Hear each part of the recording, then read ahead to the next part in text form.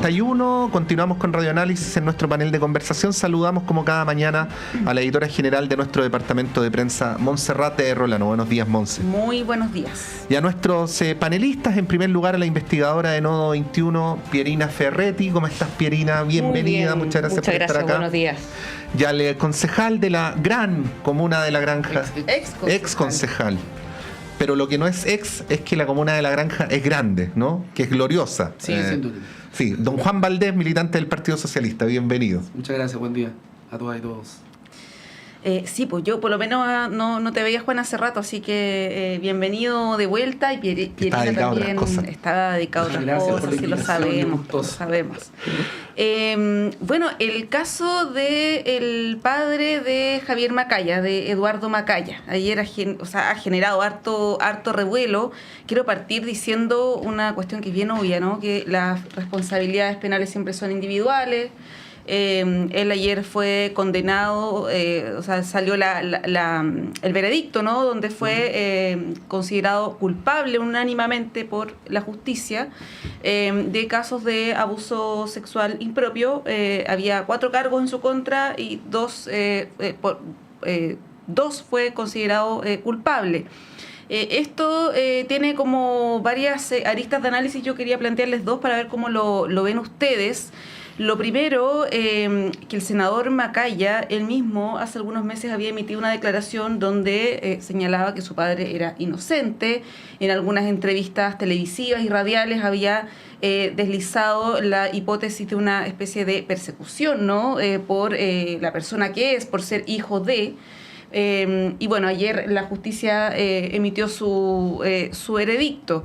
Y por otro lado, esto que hemos comentado otras veces a propósito de otros casos judiciales emblemáticos, ¿no? Que genera una percepción de que la justicia no es necesariamente ecuánime. Es una cuestión de percepción, porque acá lo hemos explicado, por qué son distintos a los casos de Torrealba, de Jadwe, en fin, ¿no? Pero hay una cuestión que se instala en la ciudadanía de que por qué Eduardo Macaya no queda en prisión preventiva por una situación gravísima y comprobada. Ayer La Tercera sacó un reportaje detallado con las pruebas, ¿no? Incluso registros audiovisuales de una de las nietas registrando uno de las situaciones de abuso, y también señala que esto era conocido en el círculo familiar desde hace tiempo, ¿no? Ahí uno asume que también el senador Macaya podía estar al tanto de estos antecedentes. ¿Cómo ven este caso en esas 2 aristas, ¿no? El tema de la justicia y, por otro lado, la situación en la que queda el senador Macaya, que hasta el momento no se ha pronunciado. Pierina. A ver, este tipo de casos son muy duros, muy, digamos, brutales por todas las aristas que tienen. El abuso sexual está estudiado, ¿cierto?, que se produce en un porcentaje muy significativo en el entorno familiar o cercano al familiar. Con personas de confianza. Y las situaciones y las reacciones que hemos visto en torno a este caso son las típicas que se despiertan cuando ocurren denuncias de abuso sexual al interior de una familia. Una parte de la familia apoya a las víctimas, otra parte de la familia intenta tapar los hechos y resolverlo en familia.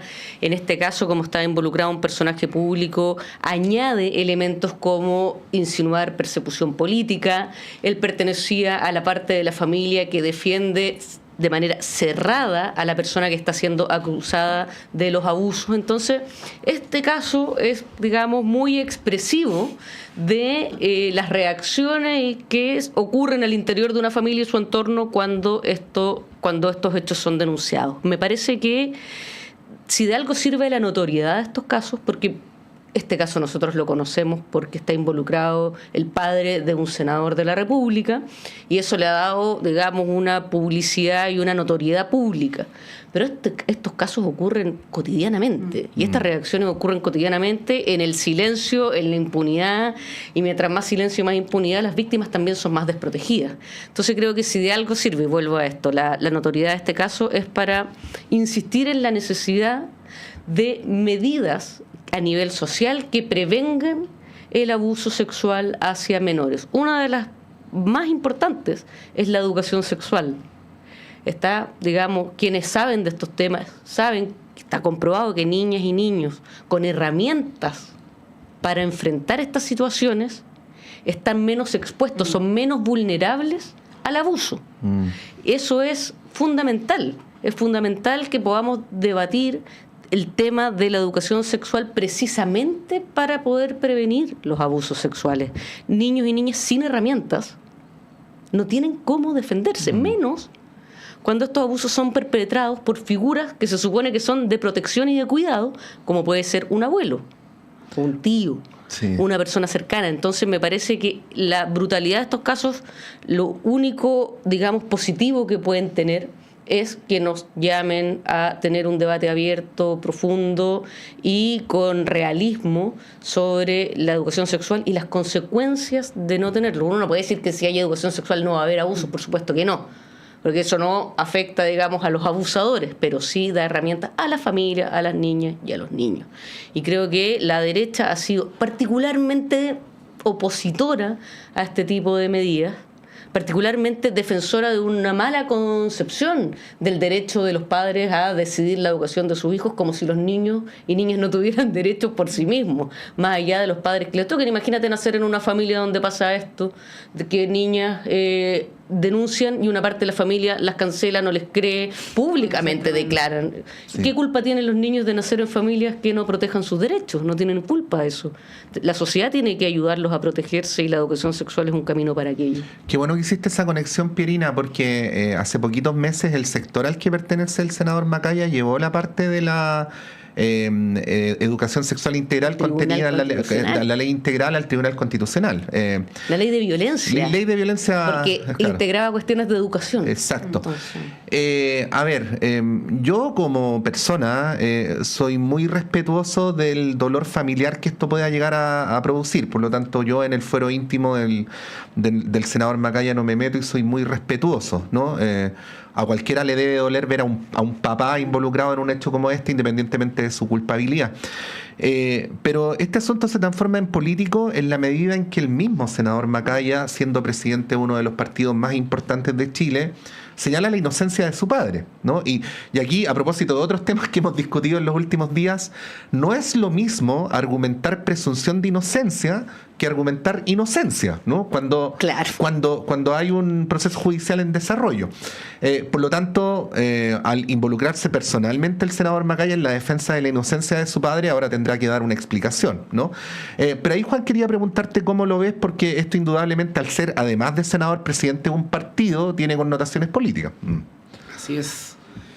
Bueno, yo primero que nada creo que es terrible la situación, ¿no? Yo quiero, de verdad, no me imagino, digamos, a alguien que pueda estar agrediendo sexualmente a un menor de edad, más aún un abuelo. Creo que es tremendamente dramático la situación y llegar a todo este proceso que se vive.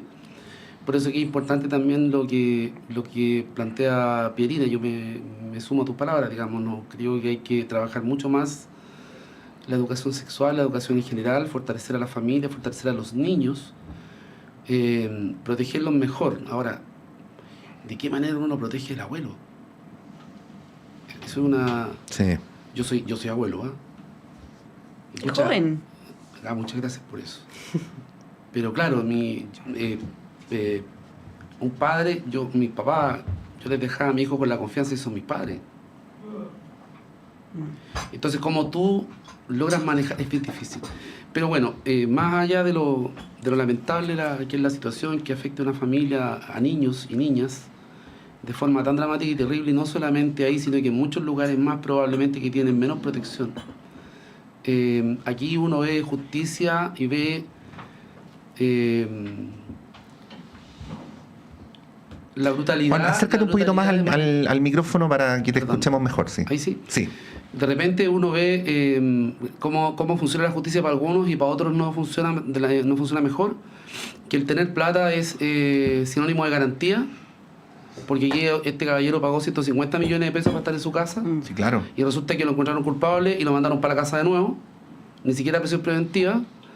Sin embargo, tenemos otras situaciones en donde los tienen en prisión preventiva por largo tiempo y donde siguen investigaciones. Por ejemplo, mira, yo no quiero defender a Jadwe porque no me parece que sea razonable, no quiero comparar los casos, pero hoy día Jadwe está cumpliendo prisión preventiva, tiene los bienes, tiene todos sus bienes confiscados, los tienen a recaudo. ¿Cómo se llama? Tiene un término especial. Yo no soy abogado, soy administrador público.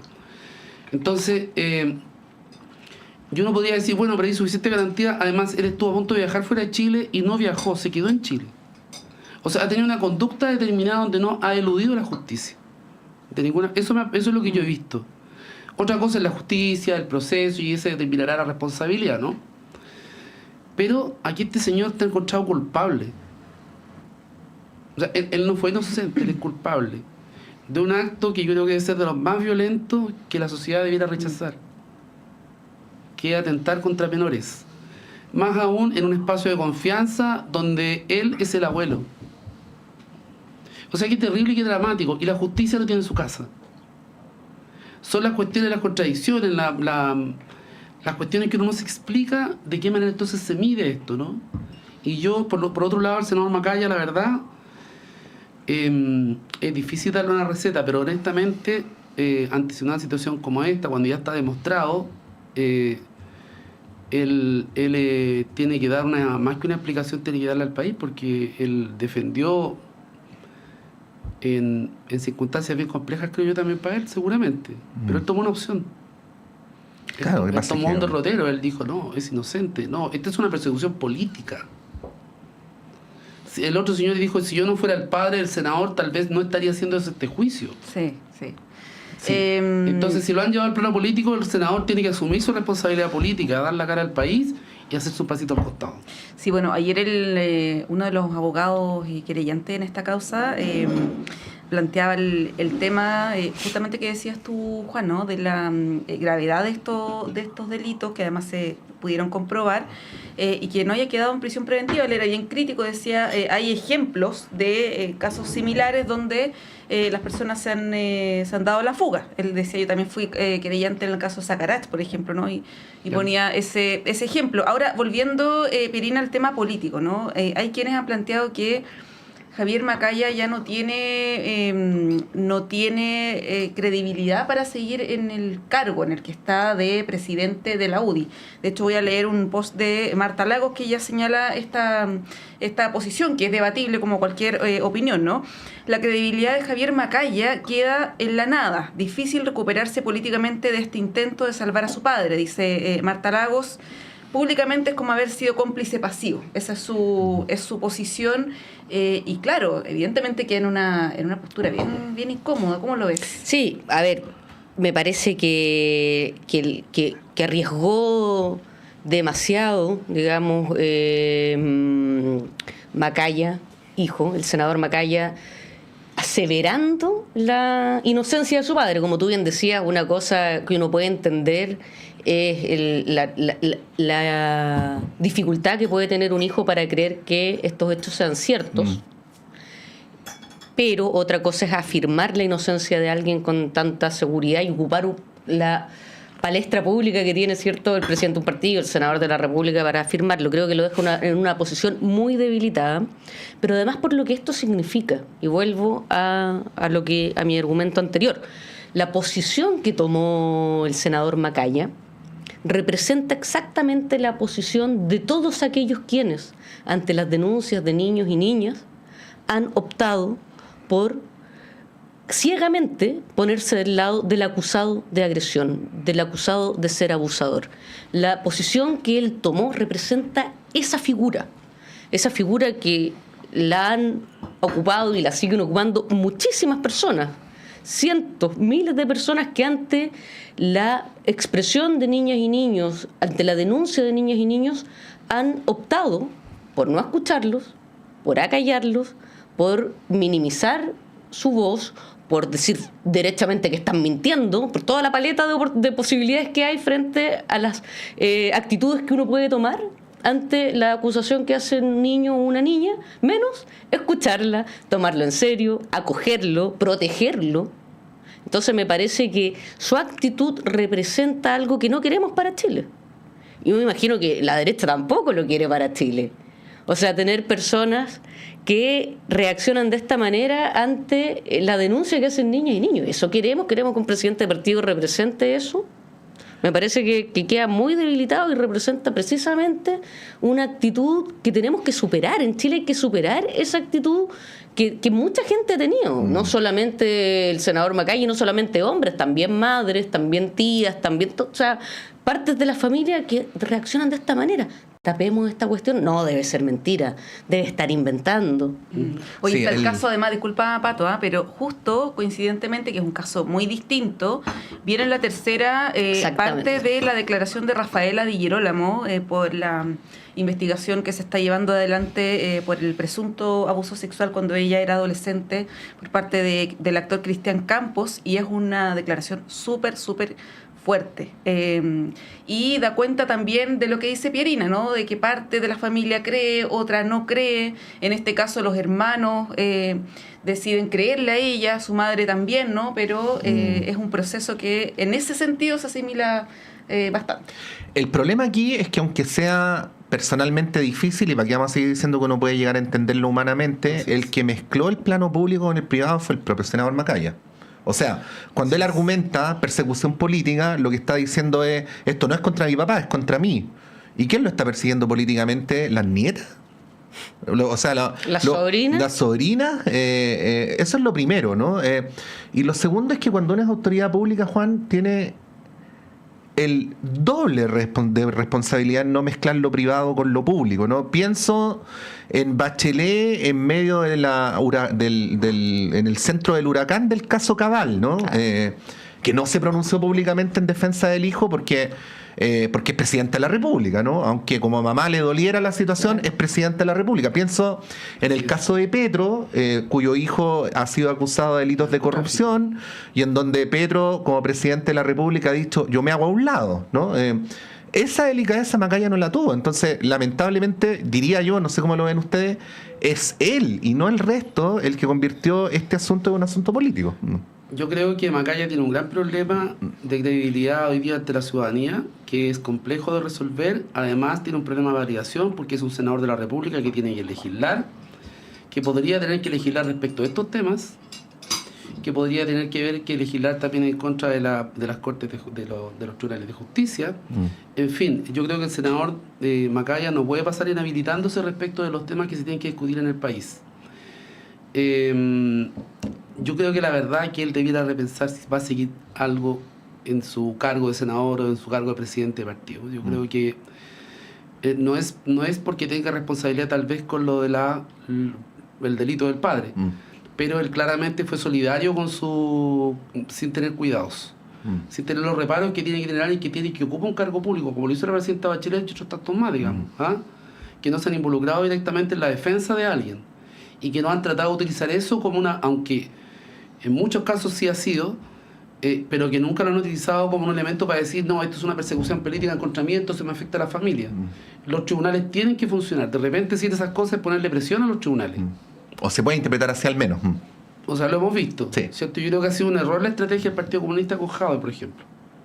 Ha sido un error. Porque aquí los poderes funcionan en forma separada. Entonces, cuando un senador de la importancia de Macaya, que es presidente de partido, que tiene un liderazgo contra el Senado por tanto, ¿cierto?, con un sector del país, le pone esa presión a un tribunal y el tribunal hoy día dice que es culpable, bueno, yo creo que el senador hoy día, ¿cómo entonces va a enfrentarse a discusiones públicas respecto de protección de la infancia? De todo lo que tú decías recién, Pirina, ¿cómo lo hace? ¿Desde dónde se para? ¿Cómo va a votar? ¿Cómo participa en el debate público? ¿Y cómo hace que su partido también lo acompañe en ese debate? Sí, difícil situación en la que está el senador. Yo creo que está en un problema de inhabilidad, no es legal, pero yo creo que él hoy día tiene un problema porque cómo lo hace para participar de debates que son tan sensibles para la ciudadanía. Bueno, son las 9 en punto, vamos a hacer un breve corte y a la vuelta vamos a hablar de otro debate que está ahí bien candente, que es el del voto obligatorio versus voto voluntario, este proyecto de ley que el gobierno va a vetar. Ya lo anunció ayer el ministro Elizalde para la elección en 2 días. Y la discusión respecto de las multas, ¿no? Y particularmente los votos para los extranjeros. Ahí se abre toda una discusión a propósito de un proyecto del gobierno que parecía que iba a ser de fácil despacho, pero estamos en una discusión ahí bien enredada. Así es. Son las 9:01, hacemos un breve corte y a la vuelta volvemos con ese y otros temas.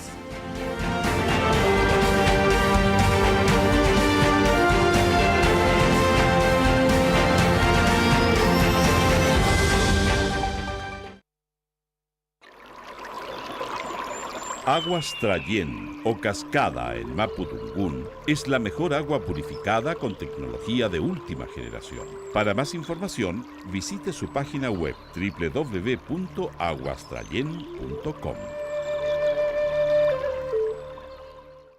Soy Fernando Lolas, miembro de número de la Academia Chilena de la Lengua, y quiero invitarlos a escuchar nuestro programa Diálogos del Instituto de Chile todos los días jueves a las 18 horas en Radio Universidad de Chile.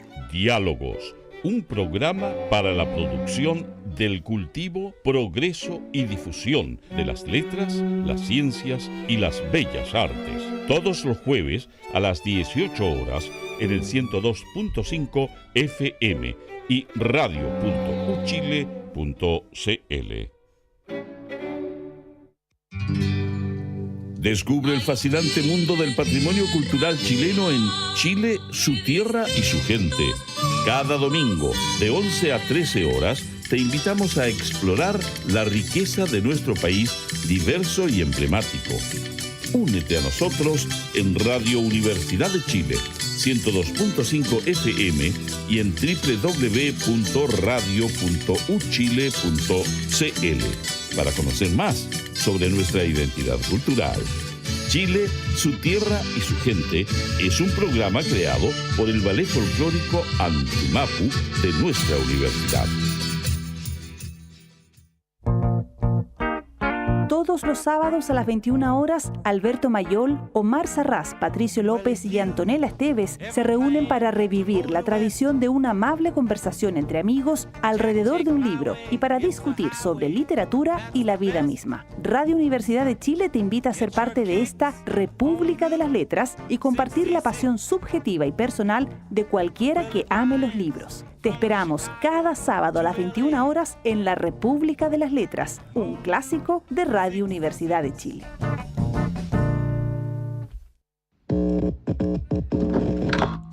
Sala Máster de Radio Universidad de Chile presenta...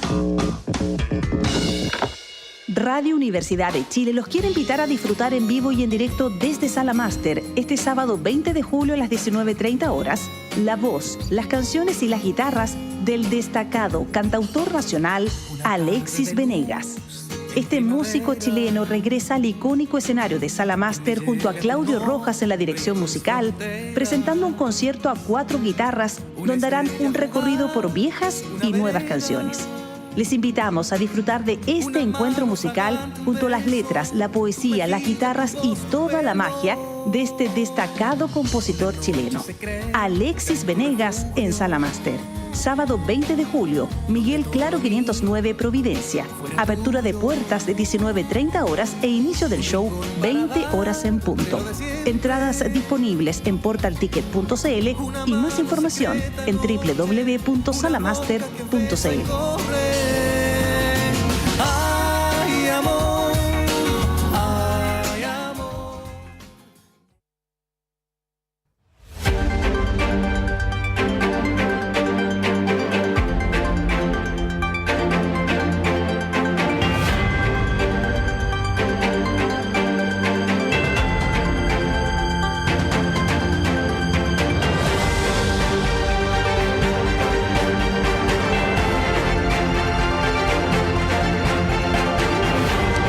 Estaba súper buena la conversación, pero había que volver al aire, así que aquí estamos con Juan Valdés, con Pierina Ferretti, con Montserrat Rolano a esta hora de la mañana en Radio Análisis.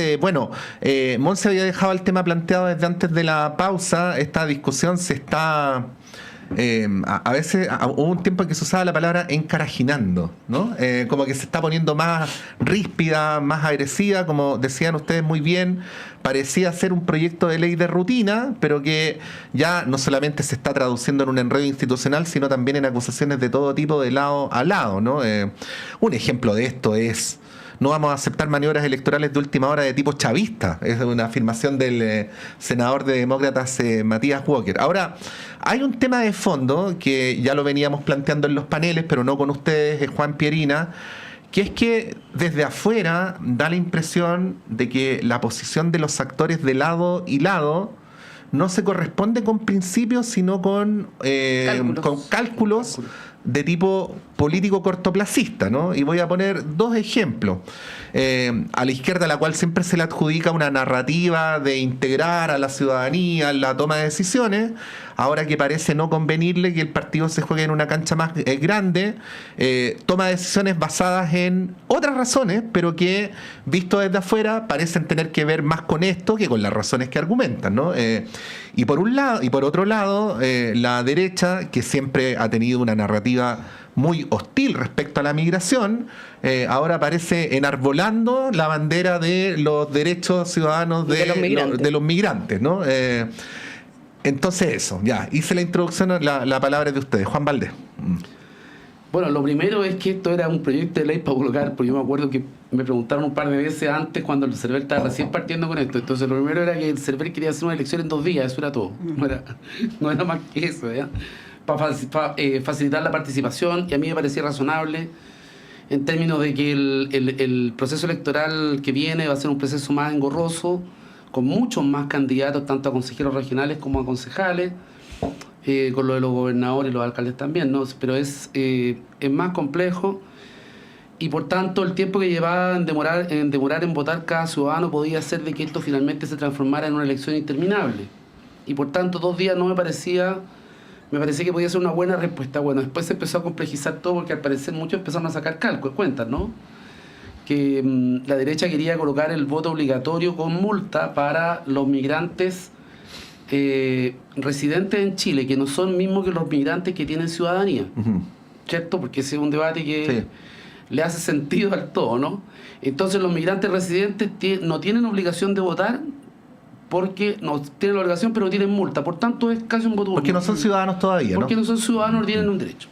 Y entonces se complejiza la cosa porque la derecha quería que todos los migrantes votaran, cuestión que antes no estaba establecido de esa manera, porque son migrantes de paso, quiero decirlo. Muchas veces pasa que la gente viene, migra, vive aquí en este país, obtiene alguna mejor condición y luego va a otro país, o se vuelve a su país, como se ha visto, ¿no? En el caso de la gente que ha migrado a Estados Unidos, en fin. Entonces no hay un apego, no hay un arraigo con la nacionalidad, con el país, un compromiso mayor, sino más bien lo ven como una situación de paso en donde pueden emigrar a otras latitudes y pueden participar de otros procesos electorales. Y eso puede alterar la votación que Chile tiene que fijar también de forma estratégica hacia el futuro. Cómo uno ve el país o lo que la ciudadanía, los que vivimos acá, somos ciudadanos, sentimos y queremos para Chile también. Eso puede alterar la situación. Entonces, la cantidad de gente que está en estas condiciones en Chile es bastante alta.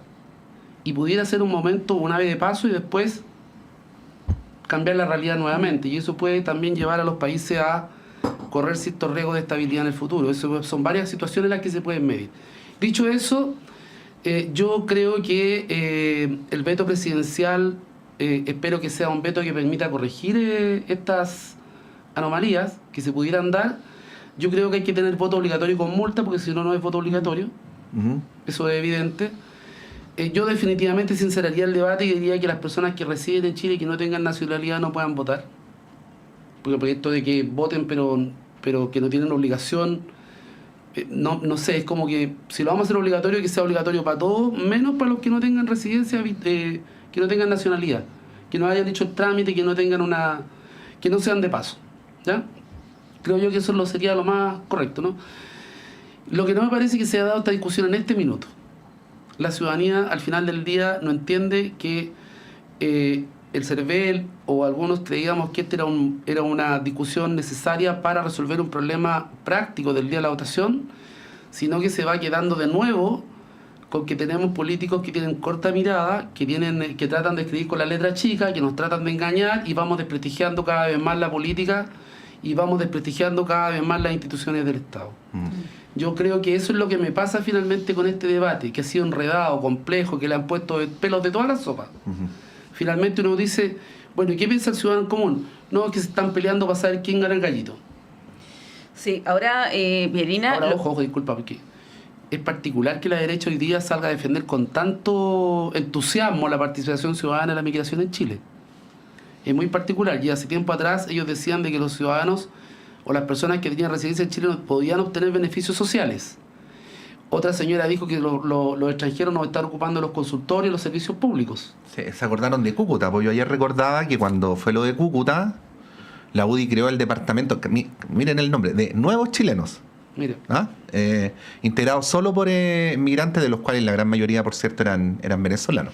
Sí, bueno, y además en el debate para reponer el voto obligatorio, desde la derecha también hubo una oposición bien férrea a retornar a este régimen. Ahora, Pierina, lo que dice Juan Valdés sobre el rol de los migrantes es súper debatible, ¿no? Yo creo que es una discusión válida.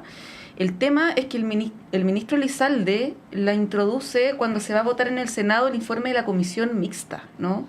Que es la última instancia ya, bajo un argumento que es poco creíble, que es que antes no se habían dado cuenta, ¿no? Una cuestión bien rara, porque si tú quieres dar esta discusión, perfecto, démosla, pero en otro contexto, no de una ley que es corta, ¿no? Y donde ya había un cierto grado de acuerdo después de todo lo que ya habíamos hablado. Eso por un lado. Y por otro, esta moción parlamentaria de diputados de tu partido, Juan, del PS, que busca prohibir el voto para migrantes residentes que lleven cierta cantidad de años, 5 años, salvo para las elecciones presidenciales, ¿no? Entonces, esto genera una sospecha respecto de lo que decías tú antes, del oportunismo, ¿no? De los cálculos, particularmente en el oficialismo. ¿Cómo lo ves? Las señales que se están dando. Preocupantes, la verdad. Yo coincido que el timing con el que esto se está haciendo despierta toda serie de sospechas de parte de la ciudadanía y al mismo tiempo permite todo tipo de acusaciones cruzadas de lado y lado de estar buscando rédito político.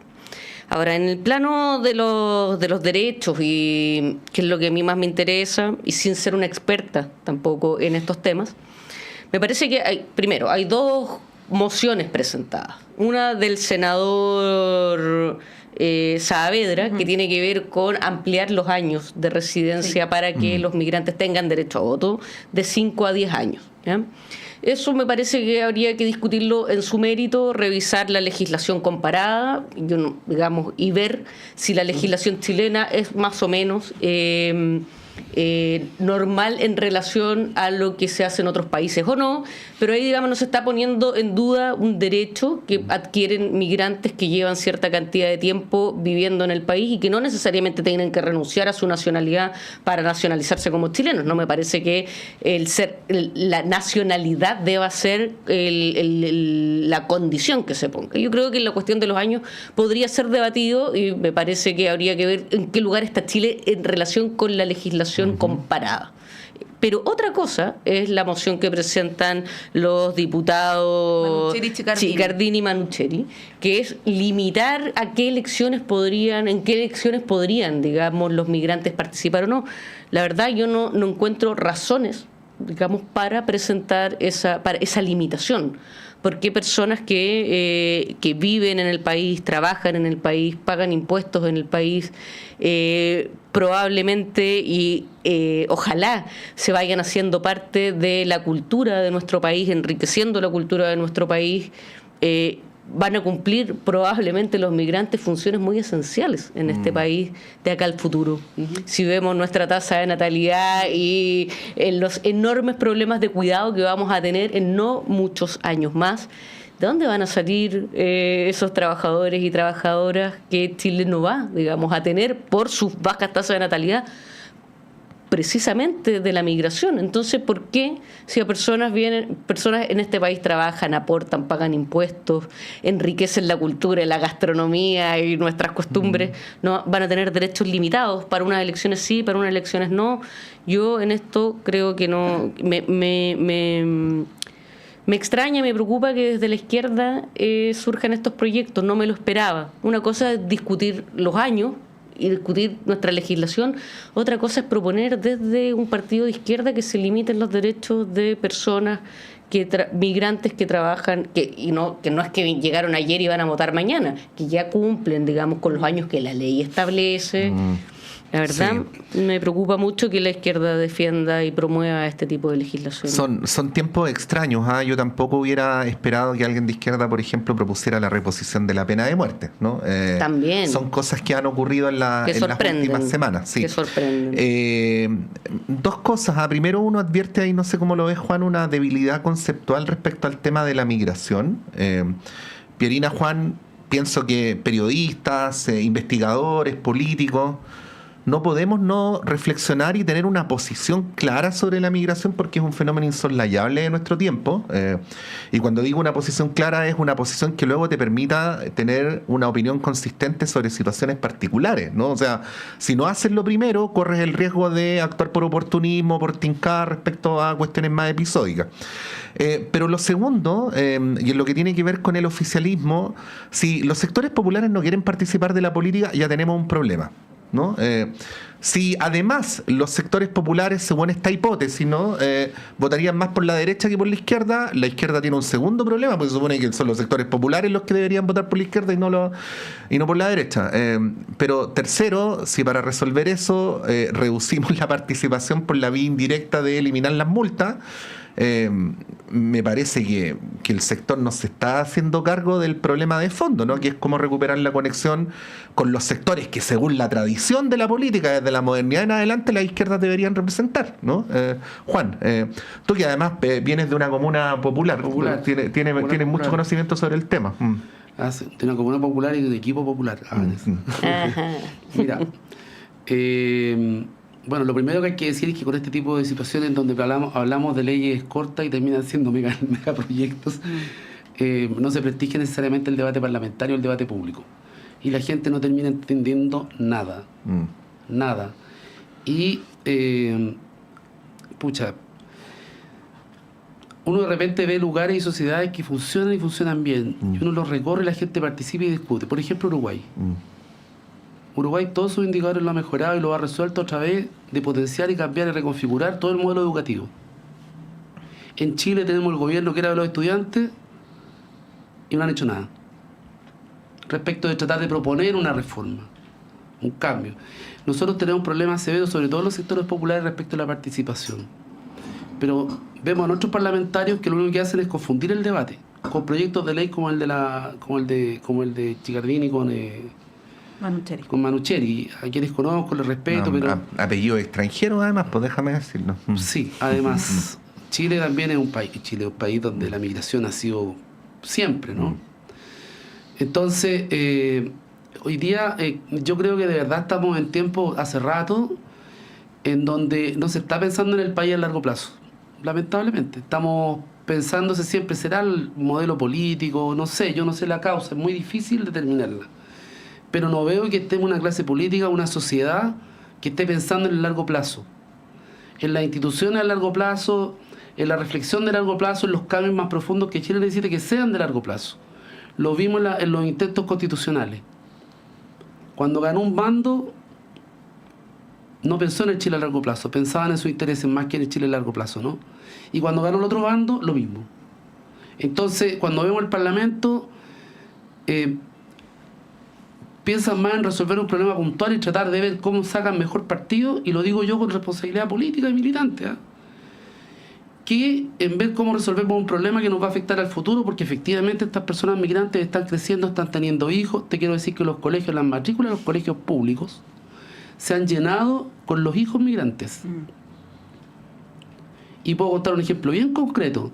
En Independencia, por ejemplo, hasta hace unos años atrás, las matrículas estaban en el orden del 30%, 40% de su capacidad. Hoy día sobrepasan el 100%. Entonces, y eso ocurre en muchos lugares más, Santiago Centro, en fin. Entonces, a propósito de lo que decía Pirina, ¿no? Respecto también pensar en el futuro, de ver cómo estas personas son capaces de aportar a la sociedad y a la productividad. Chile venía con tasas de reemplazo laboral que venían a la baja. Hoy día yo tiendo a pensar, no he visto datos, pero tiendo a pensar que eso puede haber cambiado, ¿cierto? Porque son cosas que le han pasado a otros países en Europa, ¿cierto? También estas cuestiones también han ocurrido en otros lados, en Alemania, por ejemplo. Entonces, cuando uno ve este debate, que es un debate, la verdad, lamentable, pobre, porque al final del día yo creo que la derecha partió tratando de sacar una ventaja de una modificación constitucional que no le convenía, o de una modificación de elección puntual que no le convenía, y por otro lado a la izquierda le salió a amenazar a decir, ya, pues si usted hace eso, entonces nosotros pedimos este otro, entonces que se elimine el cobro por el voto. Lo que transforma al fin. Y ahí parte una discusión que en realidad ha terminado hasta donde está. Y yo valoro que el gobierno tenga la voluntad de poder colocar un veto que le ponga sensatez, claridad, y que ordene la discusión y el debate político y se centre en las cosas que verdaderamente debieran importar. Oye, bien cortito, Pirina, en tu opinión, ¿el voto tiene que ser obligatorio o voluntario? Tengo dos opiniones encontradas en mi conciencia. Antes de cuando se discutía esto, yo, como una acérrima defensora de la libertad, estaba muy convencida de que el voto debe ser voluntario y que el problema de la desafección política no se tenía que resolver por secretaría, que la abstención electoral era un síntoma que había que tomar muy en serio y que no se podía tapar obligando a la gente a votar, porque en la abstención ya había una señal.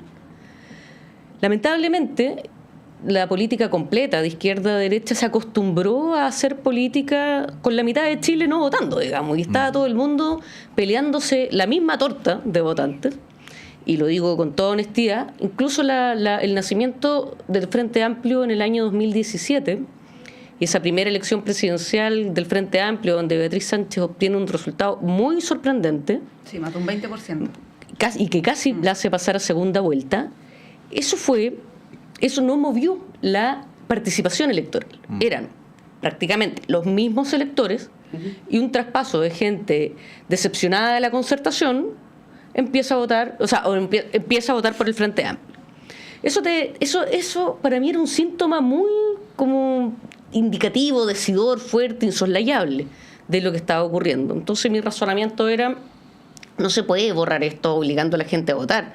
Hay que revertir esta cuestión reencantando a las personas, a los sectores populares con la política, y que los partidos, sobre todo de la izquierda y la centroizquierda, tienen que volcarse, pero con tutti, a revertir esta situación.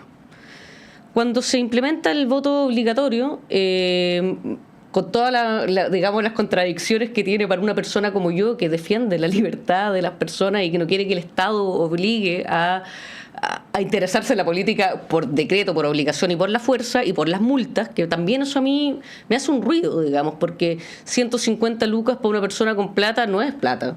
150 lucas para una persona que gana el sueldo mínimo es mucha plata, muchísima plata. Entonces también ahí hay algo que me parece, me parece cuestionable, algo que decía el diputado Winter en una intervención. Pero sí hay algo que me ha hecho pensar las elecciones con voto obligatorio. Cuando fue el primer plebiscito y el segundo y la elección a constituyentes en la segunda